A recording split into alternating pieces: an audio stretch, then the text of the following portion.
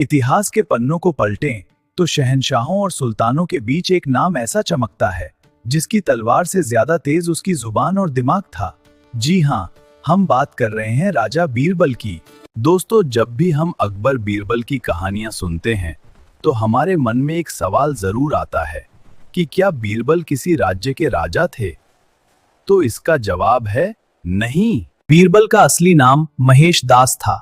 वे अपनी बेमिसाल चतुराई, हाजिर जवाबी और बुद्धिमानी की वजह से बादशाह अकबर के इतने करीब थे कि अकबर ने उन्हें खुद राजा की उपाधि दी थी और उन्हें अपने नवरत्नों में शामिल किया था। वो न सिर्फ एक चतुर मंत्री थे बल्कि एक शानदार कवि और सलाहकार भी थे। तो चलिए आज देखते हैं राजा बीरबल की वही मशहूर चतुराई का एक नया और मजेदार किस्सा। दोस्तों, किस्सा उस वक्त का है जब बादशाह अकबर और बीरबल की जोड़ी पूरे हिंदुस्तान में मशहूर थी। एक सुबह अकबर बहुत परेशान उठे। उन्होंने एक ऐसा सपना देखा था जिसने उनकी रातों की नींद और दिन का चैन छीन लिया था। सेनापति, फौरन राज्य के सबसे बड़े ज्योतिषी को बुलाओ।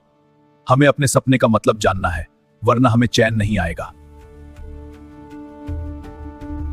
ज्योतिषी आया, उसने बहुत हिसाब किताब लगाया और फिर उसका चेहरा सफेद पड़ गया।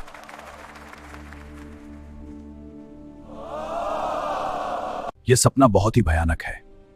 सपने में आपके दांतों का गिरना यह बताता है आपके परिवार के सभी लोग एक एक करके मौत के मुंह में चले जाएंगे। आप अंत में बिल्कुल अकेले रह जाएंगे।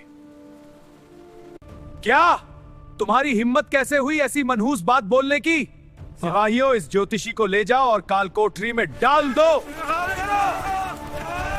गुस्ताखी माफ जहांपना, लेकिन आप इतने चिंतित क्यों हैं? क्या उस ज्योतिषी ने कुछ गलत कह दिया? हाँ बीरबल, उसने कहा कि मेरे सारे रिश्तेदार मर जाएंगे। क्या ये सजा के काबिल नहीं है? महाराज, क्रोध को शांत कीजिए। शांत कैसे रहूं? ये तो मेरे पूरे खानदान का अंत है। हाँ महाराज, लेकिन विचार करें।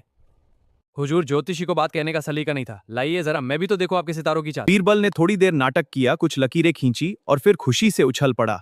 महाराज, ये देखिए। बीरबल, ये क्या बकवास है? हुर्रे, समाधान मिल गया।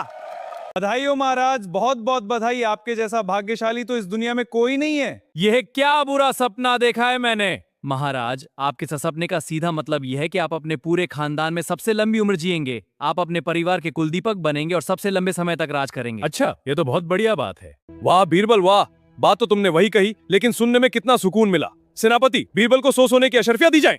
धन्यवाद जहांपना, आपकी कृपा अपार है। तो दोस्तों, बीरबल ने एक बार फिर यह साबित कर दिया कि बुद्धिमान इंसान वह नहीं जो हर बात का सीधा जवाब दे, बल्कि वह है जो कड़वी बात को भी मिठास और चतुराई से कहना जानता हो।